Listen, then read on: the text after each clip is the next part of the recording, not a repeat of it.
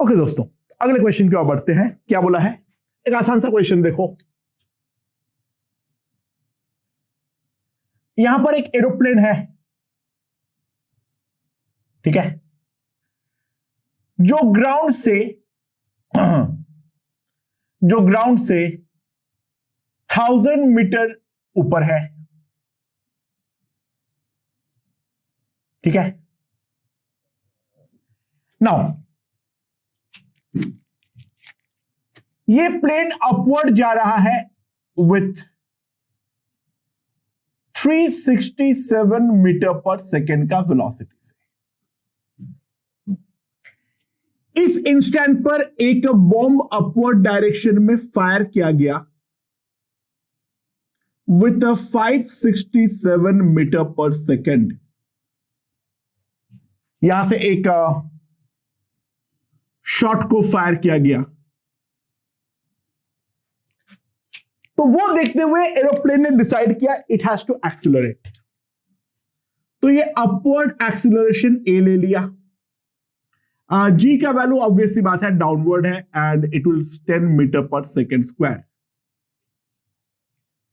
So calculate A min for which plane can escape, right? Minimum acceleration कितना होना चाहिए जो कि प्लेन हमारा यहां पर एस्केप कर पाए? तो क्या करेंगे? सिंपल सी बात है, let us stop the plane, ठीक है। अगर हम प्लेन को रोकते हैं तो ऑब्वियसली बात है प्लेन को डाउनवर्ड 367 का वेलोसिटी और डाउनवर्ड एक्सीलरेशन ए देना पड़ेगा। डाउनवर्ड वेलोसिटी 367 और डाउनवर्ड एक्सीलरेशन ए देना पड़ेगा। सो अगर मैं इस सिनेरियो के बारे में बात करूं, राइट नाउ प्लेन का जो इनिशियल वेलोसिटी है वो तो हम 0 कर दिए हैं और प्लेन का जो इनिशियल एक्सीलरेशन है उसको 0 कर दिए हैं। प्लेन यहां पर रेस्ट पर बैठा हुआ है और भगवान का नाम जप रहा है, और यहां से एक जो हमारा शॉट है उसको अपवर्ड फायर किया गया है 200 मीटर पर सेकेंड से। 567 से अगर 367 को कम कर दूंगा तो इसका जो इनिशियल वेलोसिटी होगा इसके रिलेटिव में that will be equals to 200 metre per second. अच्छा, इसका एक्सीलरेशन अपवर्ड ए है, इसका है रिटार्डेशन डाउनवर्ड 10, तो इसका जो नेट रिटार्डेशन होगा वो रिलेटिव फ्रेम में हो जाएगा मेरे पास 10 प्लस ए मीटर पर सेकेंड स्क्वायर। तो प्लेन को अगर जस्ट बचना है तो ऑब्वियसली बात है यहां पर जो वेलोसिटी होगा शॉट का वो इस पॉइंट पे आके जस्ट 0 हो जाना चाहिए, तब हमारा प्लेन जो है जस्ट नहीं बचेगा। ये जस्ट हमारा कोलाइड करने का कंडीशन है। हम इस वाले कंडीशन में जो ए निकालेंगे उससे ज्यादा ए होना चाहिए, यानी इक्वालिटी होल्ड अगर करेगा तो इन दैट केस ये वाला जो शॉट है वो हमारा ये वाले एरोप्लेन के अंदर घुस जाएगा और वहां पर हम बोलेंगे the aeroplane has got hit. इस कंडीशन से जो हम ए निकालेंगे ए उससे जस्ट थोड़ा सा बड़ा होना पड़ेगा, इक्वालिटी साइन यहां पर नहीं रहेगी। ए का जो आंसर आएगा it will be a strict inequality. ध्यान दो क्या है दोस्तों, 0 square equals to 200 square minus 2 into 10 plus A into 1000। So क्या आ जाएगा मेरे पास 40000 2000 इंटू 10 प्लस ए, तो ये मेरे पास आ जाएगा 20। तो ए आ जा रहा है 10 मीटर पर सेकेंड स्क्वायर। तो सिंपल सी बात है, जो हमारा रिक्वायर्ड एक्सीलरेशन होगा, that required acceleration will be greater than 10 metre per second square. यानी अगर ऑप्शन में दो हो, greater than 10 metre per second square और ग्रेटर देन और equals to 10 metre per second square, this is the correct answer. क्योंकि अगर exact equality hold होगी तो प्लेन जो है वो हमारा शॉर्ट से हिट हो जा रहा है, जस्ट हिट हो रहा है, तो उससे ज्यादा एक्सीलरेशन पे डेफिनेटली वो हिट नहीं होगा। अब तुम लोगों को लग सकता है सर आपने ये वाले क्वेश्चन पे अचानक से मतलब इतना टफ क्वेश्चन कराने के बाद अपने इतना आसान क्वेश्चन क्यों कराए। बेसिकली मैं ये वाला क्वेश्चन के थ्रू ये समझाना चाह रहा हूं, ये वाला क्वेश्चन को अगर हम ग्राउंड फ्रेम पे सॉल्व करने जाएंगे, हम लिटरली मर जाएंगे कैलकुलेशन में। ये जो दोनों डेटा है, वो दोनों डेटा बहुत ही ज्यादा गंदा है, उनका डिफरेंस अच्छा है, तो रिलेटिव में कैलकुलेशन बहुत ज्यादा अच्छा रहने वाला है। लेकिन इन दोनों का अगर मैं नॉर्मल ग्राउंड फ्रेम से सवाल को सॉल्व करूं तो कैलकुलेशन काफी ज्यादा प्रॉब्लमैटिक होने वाली है। तो ऐसे डेटा को देख के तुरंत हमें मालूम पड़ जाना चाहिए जो वो हमें रिलेटिव लगवाना चाह रहा है, ऐसे क्वेश्चन को ग्राउंड फ्रेम से किसी भी हालात पर हमें हाथ नहीं लगाना है। राइट, चलो फिर अगले क्वेश्चन को बढ़ते हैं। क्या हो रहा है? Some people are running on the road. कुछ लोग पागल हो चुके हैं और वो रास्ते पे दौड़ रहे हैं। ओके, और उन सारे के सारे बंदे का जो स्पीड है वो है फिक्स, वी है हमारा 9 किलोमीटर पर आवर। एक के बाद एक दूसरा बंदा दौड़ रहा है। मैं सिनेरियो दिखा दे रहा हूं। बहुत सारे बंदा है, वो सारे ये वाले स्पीड से दौड़ रहे हैं। V1 मान लो, V1 तो इनके बीच का जो डिस्टेंस होगा वो कांस्टेंट है, मान लो वो है हमारा 20 मीटर। ठीक है। In the same direction, in the same direction, some cyclists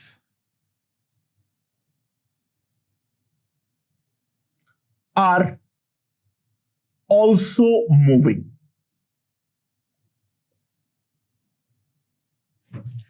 उनका जो स्पीड है V2, that is equals to कितना दे रखा है हमें, दैट इज इक्वल्स टू से 18 kilometre per hour.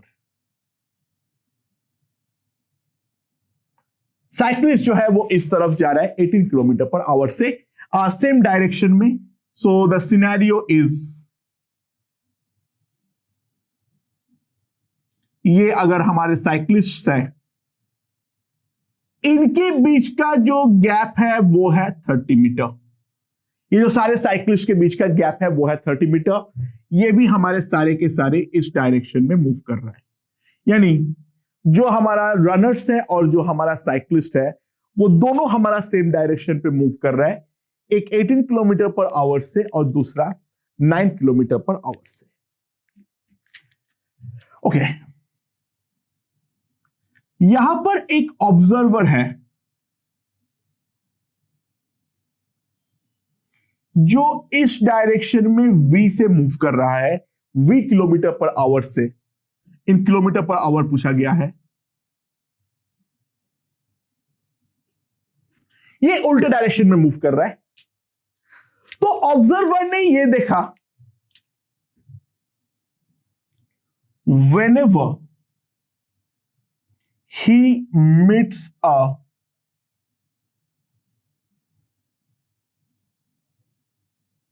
cyclist. He meets a runner too. अरे बाय द वे ऑब्जर्वर का वी नेगेटिव हो सकता है, मतलब वो उल्टा भी मूव कर सकता है, मुझे पता नहीं है, ठीक है ना, आई रियली डोंट नो। मैंने वी एज्यूम कर ले रहा हूं इस डायरेक्शन में, अगर गलत है तो वो अपने आप माइनस आंसर आ जाएगा, that I don't care, right. तो सवाल ये है, कैलकुलेट वी। वी कितना है वो हमें यहां पर कैलकुलेट करना पड़ेगा। तो किस तरीके से कैलकुलेट करेंगे? अच्छा, जो ऑब्जर्वर है, कोई एक इंस्टेंट पे मान लो एक रनर और एक साइक्लिस्ट के साथ हमारा ऑब्जर्वर मीट कर लिया, ठीक है। हमारा ऑब्जर्वर जो है वो किसी एक इंस्टेंट पे एक रनर और एक साइक्लिस्ट के साथ मीट कर गया। तो दोस्तों, अगला जो रनर है वो यहां पर है, जो कि इस तरफ 9 किलोमीटर पर आवर से आ रहा है, और यहां से वो 20 मीटर के डिस्टेंस पे है। और जो हमारा अगला साइक्लिस्ट है,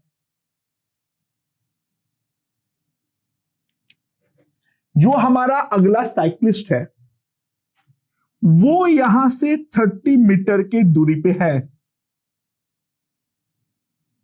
और वो इस तरफ जा रहा है 18 किलोमीटर पर आवर से, ठीक है। अच्छा, ऑब्जर्वर खुद जो है वो मूव कर रहा है वी से। तो ऑब्जर्वर जो है उसको अगली बार रनर और साइक्लिस्ट दोनों वापस सेम जगह पर मीट करना चाहिए। तो दोस्तों ध्यान देना, ऑब्जर्वर के रेस्पेक्ट में जितने टाइम में ये साइक्लिस्ट 30 मीटर कवर करता है, उतने ही टाइम में ये रनर जो है वो हमारा 20 मीटर डिस्टेंस कवर करेगा। तभी तो वापस ये दोनों, अगर ऑब्जर्वर स्टेशनरी होता तो जितने टाइम पे ये हमारा मूव करता 20 मीटर, उसको उतने ही टाइम पे 30 मीटर मूव कर लेना जरूरी है। तभी हमारा ऑब्जर्वर और साइक्लिस्ट और रनर वो तीनों वापस इस वाले रेफरेंस लाइन पे आने वाला है। हाँ, ऑब्वियस सी बात है, ये शिफ्ट हो जाएगा, ठीक है, बट वो तीनों वापस एक लाइन पे आने वाला है। So that will be the condition. तो यहां पर जो पूरा का पूरा एनालिसिस है वो ऑब्वियसली हमें ऑब्जर्वर के रेस्पेक्ट पे ही करना चाहिए। तो सिंपल सी बात है, let's stop the observer. Observer को हम रोक देते हैं। अच्छा, ऑब्जर्वर की वेलोसिटी इस तरफ v है, तो इसको इस तरफ v देना पड़ेगा। तो ऑटोमेटिकली रनर का स्पीड हो जाएगा 9 प्लस v, और साइक्लिस्ट का स्पीड हो जाएगा 18 प्लस v, राइट। अच्छा, किलोमीटर पर आवर पे भाड़ में जाए, ध्यान दो मैं जिस तरीके से सॉल्व करूंगा it doesn't matter. So runner के लिए जो टाइम लगेगा 20 मीटर कवर करने के लिए, that will B into something जो मीटर पर सेकेंड में कन्वर्ट करने में होगा, वो मैं यूज नहीं कर रहा हूं। और साइक्लिस्ट के लिए 30 मीटर कवर करने में टाइम लगेगा 30/18 प्लस v। तो सेम टाइम पे मीट करने के लिए ये दोनों टाइम इक्वल होना चाहिए। Therefore 20/9 plus v must be equals to 30/18 plus v. So 36 plus 2v, 27 plus 3v, ये मेरे पास आ चुका है। समझ में आया? इसके साथ मल्टीप्लाई करो। सो यहां पर अगर हम देखें 9 इज इक्वल्स टू v, तो v मेरे पास आ जाएगा 9 kilometre per hour. Obviously T1 और T2 में गलत निकाला हूं क्योंकि मेरा यूनिट वाइज गलती है, क्योंकि एनीहाउ वो रेशियो है, मैं दोनों तरफ का जो गलती है वो सेम है, तो वो गलती कट होगा। यहां का किलोमीटर पर आवर यहां का किलोमीटर पर आवर कट होगा, और यहां का मीटर कट होगा। तो यहां पर मुझे फर्क नहीं पड़ता है मैं यूनिट क्या इस्तेमाल कर रहा हूं, मैं डायरेक्टली यहां से मैं कैलकुलेट कर सकता हूं। सो जो ऑब्जर्वर है वो इस तरफ मूव करना पड़ेगा 9 किलोमीटर पर आवर से, तब जाके जितने टाइम पे वो साइक्लिस्ट को मीट करेगा उसी टाइम पे वो हमारा मीट करेगा एक साइक्लिस्ट को। रनर और साइक्लिस्ट सेम टाइम पे बंदे के साथ मीट करने वाला है। तो यहां पर मेन फंडा ये था, जो हमें जो पॉइंट ऑफ व्यू लेना था वो डेफिनेटली केवल और केवल बंदे का ही लेने वाला था। अगर हम ऑब्जर्वर के अलावा और किसी का पॉइंट ऑफ व्यू ले लेंगे तो ऑब्वियसली क्वेश्चन जो है वो हमारे लिए काफी प्रॉब्लमेटिक बन जाएगा। तो ठीक है, अब रिलेटिव में ग्राफ रिलेटेड सवाल देखते हैं। लेट्स सी क्या बोला है।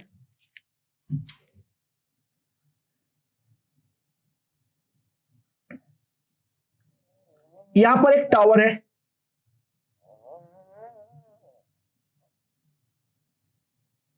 यहां पर हाइट है h, यहां पर एक हाइट है h, ठीक है। Now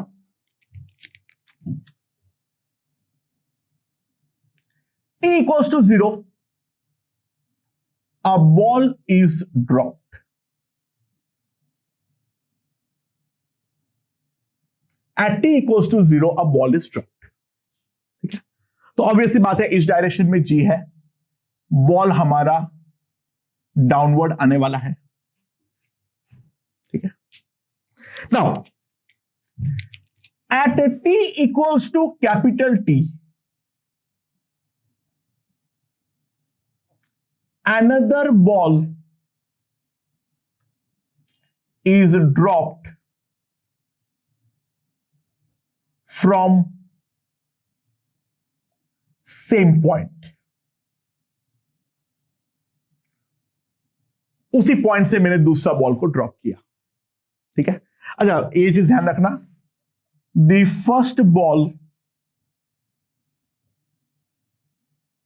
was still in air, पहला वाला बॉल जो है वो अभी भी हवा पे ही था, it was still in air. अच्छा कोलाइड करने के बाद बॉल स्टॉप हो जाता है, बॉल स्टॉप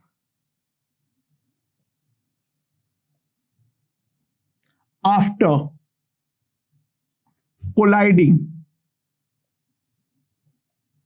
विथ, ग्राउंड के साथ कोलाइड करने के बाद बॉल्स जो है वो हमारे स्टॉप हो जाते हैं, ये हमें बोला गया है, राइट। सुनाओ, अब यहां पर सवाल में यह पूछा गया है, जो draw the distance between the balls, distance between the balls and time graph, दोनों बॉल के बीच का डिस्टेंस क्या होगा और टाइम के बीच में हमें ग्राफ ड्रॉ करने के लिए दिया गया है। अच्छा दोस्तों ध्यान देना, जो पहला बॉल जब गिरा दिया गया है उसका 30 सेकंड तक तो दूसरा बॉल चालू ही नहीं हुआ है। तो एक बात ध्यान देना, अगर मैं एनालाइज करता हूं, फर्स्ट t सेकेंड्स, पहला t सेकेंड के बाद what will be the scenario, right.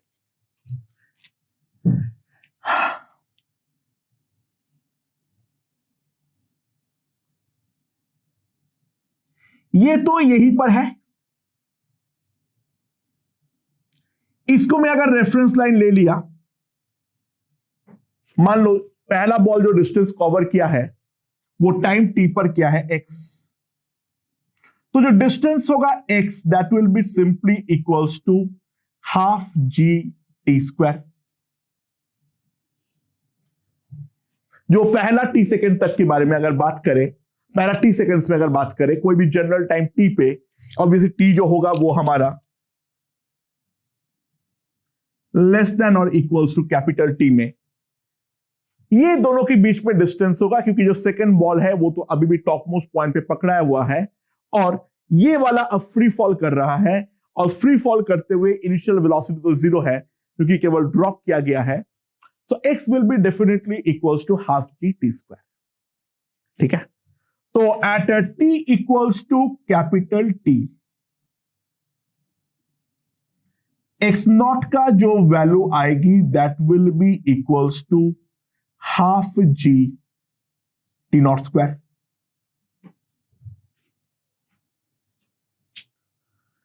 x naught की जो वैल्यू आएगी that will be equals to half g t naught square, right. So ये वाले के बाद आफ्टर दैट, अच्छा आफ्टर दैट दो सिनेरियो क्रिएट होता है। क्या?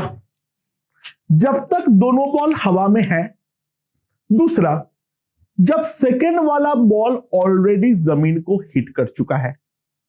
फर्स्ट वाला केस में जहां पर दोनों हवा में है, यानी जब तक ना ये पहला वाला बॉल ग्राउंड को हिट कर जाए वहां तक तो डेफिनेटली ये दोनों बॉल ही हवा पर है, वो वाला एनालिसिस तो करेंगे। और दूसरी एक केस में जैसे ही हमारा पहला वाला बॉल ग्राउंड को हिट कर जाता है, उसके बाद तो केवल जो सेकंड बॉल है वही हमारा ग्राउंड पे हवा पे है और पहला वाला बॉल तो हमारा फिक्स हो चुका है। तो रिलेटिव जो लगा सकता हूं वो केवल और केवल इसके जस्ट बात वाला सिनेरियो पे लगा सकता हूं, ध्यान देना। और एनालिसिस जो ट्रू है, t lying between t naught to, अच्छा capital T to t not.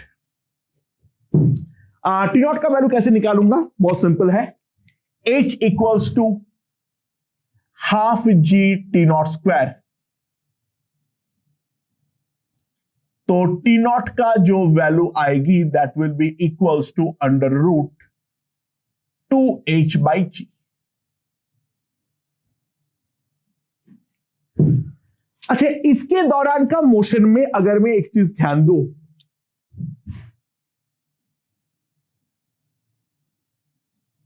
What is the scenario, एकदम स्टार्टिंग पे t इक्वल्स टू 0 पे इसका t equals 0 t equals to capital T में, t equals to capital T में इसका u 0 है और t equals to capital T में ये वाले बॉल का ऑलरेडी u आ चुका है, that is g into T capital T. इतना इनिशियल वेलोसिटी डेफिनेटली उसके अंदर डेवलप हो चुका है और ये वाला बॉल और ये वाला बॉल दोनों के बीच का डिस्टेंस जो है that is x naught, right, that is equals to x naught. अच्छा, एक्सीलरेशन इसका भी डाउनवर्ड g है, इसका भी डाउनवर्ड g है।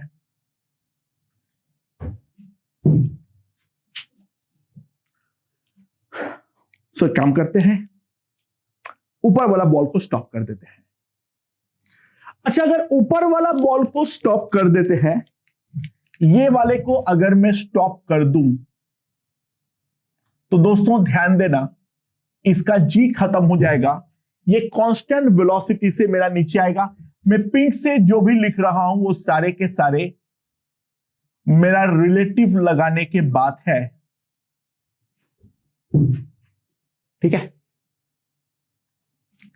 और यहां पर अब इसके रिलेटिव में अगर हम ध्यान दें, ये हमारा चलेगा और ये वाला तब तक चलेगा जब तक ना t का वैल्यू अंडर रूट 2h/g हो, तो दोनों के बीच का जो सेपरेशन होगा, दोनों के बीच का जो सेपरेशन होगा d, वो कितना होगा? देखो जो इनिशियल सेपरेशन है वो x0 तो रहेगा ही रहेगा, प्लस अब ये कांस्टेंट वेलोसिटी gt से मूव कर रहा है फॉर द टाइम,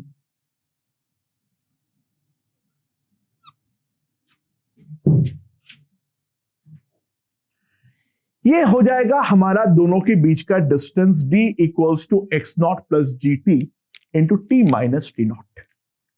ये है हमारा पोजीशन। क्या पोजीशन? जब ये वाला दोनों के दोनों हवा में होगा, यहां पर t के रेस्पेक्ट में जो d होगा, ध्यान देना ये लीनियर होगा।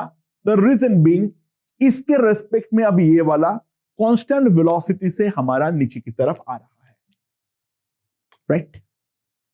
अच्छा, सो अब दोनों के बीच का मैक्सिमम सेपरेशन कब होगा?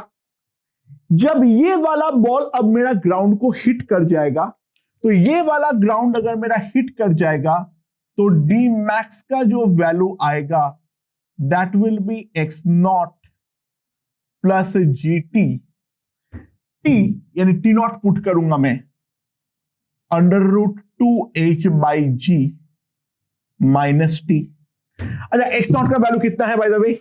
Half g t naught square, और यहां पर आएगा माइनस gt स्क्वायर, तो मेरे पास यहां से आ जाएगा half g t naught square minus capital T into under root 2gh, sorry उल्टा लिख दिया, सॉरी, कितना आ जाएगा? ये वाले से मल्टीप्लाई करूंगा, g अंदर जाएगा, तो capital T into under root 2gh minus half g t square.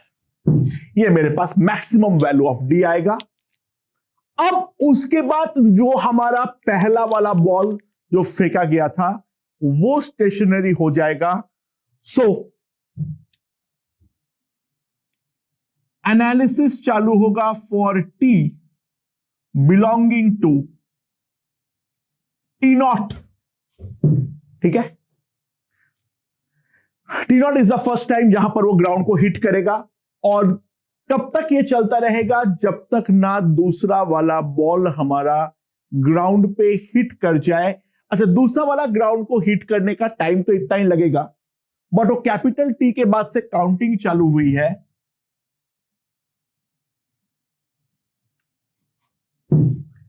और ये वाले टाइम पे जाके वापस हमारा दोनों के बीच का डिस्टेंस जो है वो हमारा खत्म हो जाएगा, that will be equals to 0। उसके बाद दोनों पार्टिकल हमारे रेस्ट पे होंगे। नाउ उसके बाद अगर हम ध्यान दें, उसके बाद अगर हम ध्यान दें, ये वाला जो हमारा टाइम है, उस टाइम के दौरान ऑब्वियस सी बात है इसका कुछ इनिशियल वेलोसिटी डेवलप हो गया है, इसका डेफिनेटली कुछ इनिशियल वेलोसिटी डेवलप हो गया है। अगर हम ध्यान दें वो कितना टाइम तक चला है हमारे पास, ये कितना टाइम तक चला है? Initially t equals to capital T से t नॉट, तो ये t naught minus capital T time तक ऊपर वाला बॉल चला है, तो उसका जो अब इनिशियल वेलोसिटी होगा that will B g into T not minus capital T, right? तो दोनों के बीच का जो डिस्टेंस होगा d, अब ये कम होता जाएगा, तो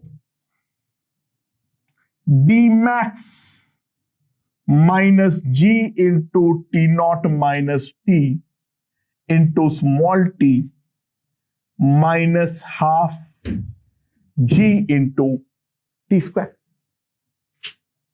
t मतलब यहां पे t डैश, अगर मैं t एग्जैक्टली लिखना चाहूं उस वाले टाइम के रेस्पेक्ट में, तो it will B t minus T not half g T not t minus T naught का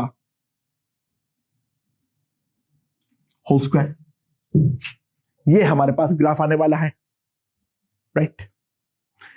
सो डी जो होगा वो D max minus UT minus half g t square, ये वाले चीज से इसका डी अब हमारा कम होता रहेगा, कम होता रहेगा, कम होता रहेगा. So now if we plot,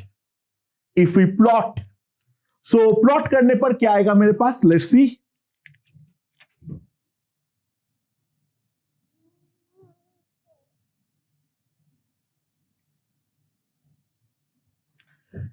ये है हमारा दोनों के बीच का डिस्टेंस और ये है मेरे पास टाइम. तो जब तक ना हमारा दूसरा वाला बॉल एक्टिवेट हुआ तब तक अगर हम ध्यान दें, it will be a concave up parabola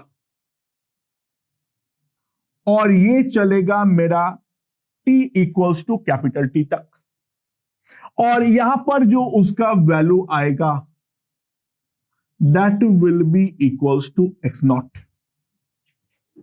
That will be equals to x naught, right? And now उसके बाद अगर हम ध्यान दें, जैसे ही दूसरा वाला हो जाएगा तो उसके बाद यहां पर ये लिनियरली इंक्रीज करेगा till the time t equals to t naught, और यहां पर जो मैक्सिमम वैल्यू ऑफ डी आएगी that will be equals to t max. And फिर उसके बाद जो है वो हमारा डिक्रीज करना चालू कर देगा. अगर मैं ये वाला ग्राफ के बारे में देखूं, ये वाला ग्राफ के बारे में देखूं, तो इनिशियली डी मैक्स से डिस्प्लेसमेंट कितना हो रहा है, UT plus half eighty square. यहां पर जी जो है वो डेफिनेटली एक ही तरह काम कर रहा है. मैं डाउनवर्ड डायरेक्शन को पॉजिटिव किया हूं काउंट, तो दोनों के बीच का जो डिस्टेंस है वो अब मेरा कम होता जाएगा और वो भी एक्सिलरेटेड रेट से कम होता रहेगा. So now the graph will look something like this.